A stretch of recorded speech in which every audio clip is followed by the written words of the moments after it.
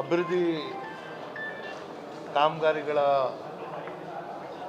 ಶಂಕುಸ್ಥಾಪನೆ ಮತ್ತು ಕಾಮಗಾರಿಗಳನ್ನ ಕೈ ಎತ್ಕೊಂಡಿರುವಂಥ ಉದ್ಘಾಟನೆ ಸರ್ಕಾರಿ ಸವಲತ್ತುಗಳನ್ನ ವಿತರಣೆ ಮಾಡುವಂತಹ ಕಾರ್ಯಕ್ರಮಕ್ಕೆ ಇದೇ ತಿಂಗಳು 19ನೇ ತಾರೀಕು ಮಾನ್ಯ ಮುಖ್ಯಮಂತ್ರಿಗಳು ಮೈಸೂರು ನಗರಕ್ಕೆ ಆಗಮಿಸ್ತಾ ಇದ್ದಾರೆ. ಸೊ ಹಾಗಾಗಿ ಈಗಾಗಲೇ 2600 ಕೋಟಿಗೂ ಹೆಚ್ಚು ವಿವಿಧ ಇಲಾಖೆಯ ಕಾಮಗಾರಿಗಳು ಸರ್ಕಾರದಿಂದ ಮಂಜೂರಾತಿ ಪಡೆದು ಕಾಮಗಾರಿಗಳು ಅನುಷ್ಠಾನಗೊಳಿಸಿರುವಂಥದ್ದು ಮತ್ತು ಕೆಲವೊಂದು ಕಾಮಗಾರಿಗಳು ಪ್ರಾರಂಭ ಮಾಡಬೇಕಾಗಿರೋದ್ರಿಂದ ಒಂದು ಕಾರ್ಯಕ್ರಮ ಮೈಸೂರು ನಗರದಲ್ಲಿ ಆಗಬೇಕು ಅನ್ನೋ ಚರ್ಚೆ ಇವತ್ತಾಗಿದೆ. ಬಹುಶಃ 19ನೇ ತಾರೀಕು ಮಾನ್ಯ ಮುಖ್ಯಮಂತ್ರಿಗಳ ಸಮ್ಮುಖದಲ್ಲಿ ಕಾಮಗಾರಿಗಳನ್ನ ಗುದ್ಲಿ ಪೂಜೆ ಮತ್ತು ಲೋಕಾರ್ಪಣೆ ಮಾಡುವಂಥದ್ದಕ್ಕೆ ಮುಂದಾಗ್ತದೆ. ಶಕ್ತಿ ಪ್ರದರ್ಶನ ಏನಾದರೂ ಇರುತ್ತಾ? ನೋಡಿ, ಈಗಾಗಲೇ ಸರ್ಕಾರದ ಮೇಲೆ ಇರುವಂಥ ಜವಾಬ್ದಾರಿಯನ್ನು ಜನರಿಗೆ ನಾವು ಕೊಟ್ಟಂತಹ ನಮ್ಮ ಭರವಸೆಗಳನ್ನ ಈಡೇರಿಸಿರುವಂತಹ ಸಂಭ್ರಮ ಅದು.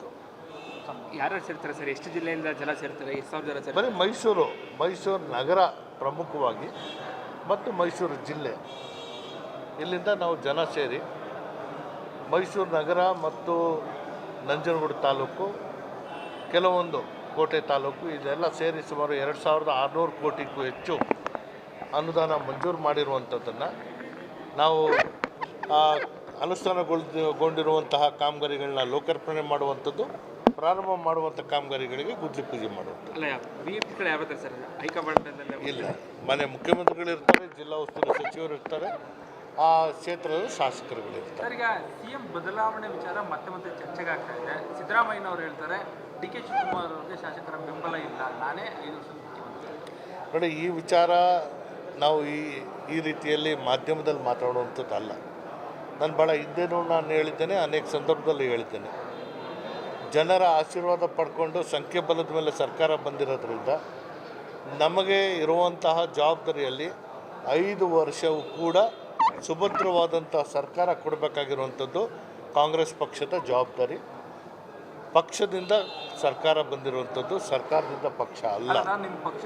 ಹಾಗಾಗಿ ಸೆಪ್ಟೆಂಬರ್ ಕ್ರಾಂತಿ ಬಗ್ಗೆ ಅಂತ ಕ್ರಾಂತಿ ಏನಾದರೂ ಉಂಟಾ ಅಂತ, ಹಾಗಾಗಿ ಯಾವ ಕ್ಷಣದಲ್ಲಾಗುತ್ತೆ ಅನ್ನೋದಲ್ಲ. ಯಾರಿಗೂ ಅಧಿಕಾರ ಶಾಶ್ವತ ಅಲ್ಲ. ಇದು ಭಾಳ ಸ್ಪಷ್ಟವಾಗಿ ಹೇಳಿದ್ದೀನಿ. ನಾನು 100 ವರ್ಷ ಬದುಕಬೇಕು ಅನ್ನೋದಿದ್ರೂ ಕೂಡ ಅದು ನನ್ನ ಕೈಯಲ್ಲಿ ಸಾಧ್ಯನಾ ಅನ್ನೋದು ನನಗೆ ಗೊತ್ತಿಲ್ಲ. ಯಾಕೆ ಮಾರನೇ ದಿನ ಬೆಳಗ್ಗೆ ನನಗೆ ಆಗುತ್ತೋ ಇಲ್ವೋ ನನಗೆ ಗೊತ್ತಿಲ್ಲ. ಸೊ ಹಾಗಾಗಿ ಎಲ್ಲಿವರೆಗೂ ಮಾನ್ಯ ಮುಖ್ಯಮಂತ್ರಿಗಳಾಗಿದ್ದಾರೆ, ಅವರು ನಮ್ಮ ಮುಖ್ಯಮಂತ್ರಿ.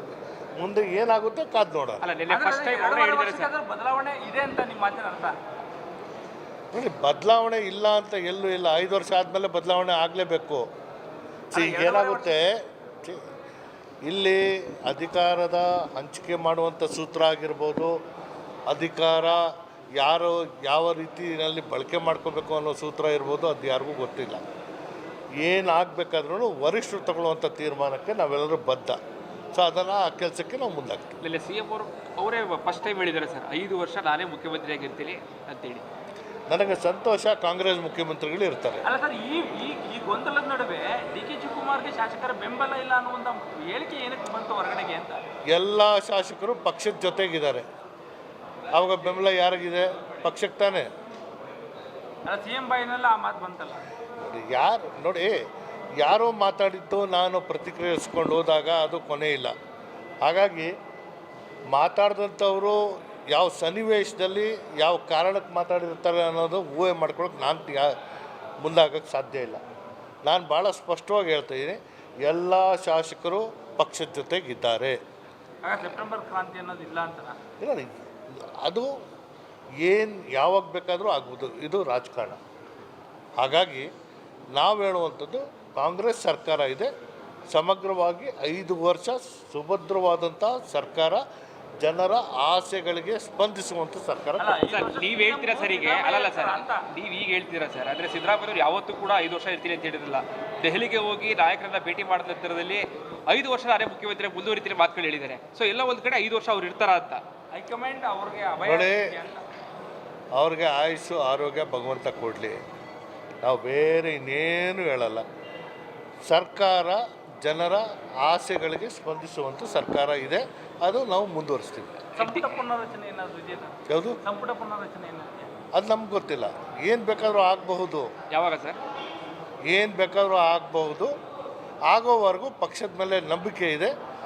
ನನಗೆ ಒಳ್ಳೇದಾಗುತ್ತೆ ಅನ್ನೋ ನಂಬಿಕೆನೂ ಇಟ್ಕೊಂಡಿದ್ದೀನಿ. ನೀವು ಕೂಡ one of the aspirant sir. ಖಂಡಿತ ಸನ್ಯಾಸಿ ಅಂತೂ ಅಲ್ವಲ್ಲ. ನಾನು ರಾಜಕಾರಣಿ. ಅವಕಾಶ ಸಿಕ್ಕಿಲ್ಲ, ಕಾಯ್ತಾ ಇದ್ದೀನಿ. ಅವಕಾಶ ಕೊಟ್ಟಾಗ ಕೆಲಸ ಮಾಡ್ತೀನಿ. ಡಿ ಕೆ ಶಿವಕುಮಾರ್ ಅವ್ರಿಗೆ ಸಿಎಂ ಆಗೋ ಅವಕಾಶ ಇದೆಯಾ ಈ ಅವಧಿಯಲ್ಲಿ ಸರ್? ನೋಡಿ, ಡಿ ಕೆ ಶಿವಕುಮಾರು, ನಾನು ಅಥವಾ ಇನ್ನು ಯಾರೇ ಶಾಸಕರು ಇರಲಿ, ಆಡಳಿತ ಪಕ್ಷದಿಂದ ಗೆದ್ದಿರಬೇಕಾದ್ರೆ, ಸರ್ಕಾರ ಮಾಡುವಂಥ ಶಕ್ತಿ ನಮಗಿರಬೇಕಾದ್ರೆ ಯಾರು ಬೇಕಾದರೂ ಪ್ರಮಾಣ ವಚನ ಸ್ವೀಕರಿಸ್ಬೋದು. ಸೊ ಹಾಗಾಗಿ ನಿರೀಕ್ಷೆ ಎಲ್ಲರಿಗೂ ಇದೆ. ಆದಾಗ ಆದಂಗೆ.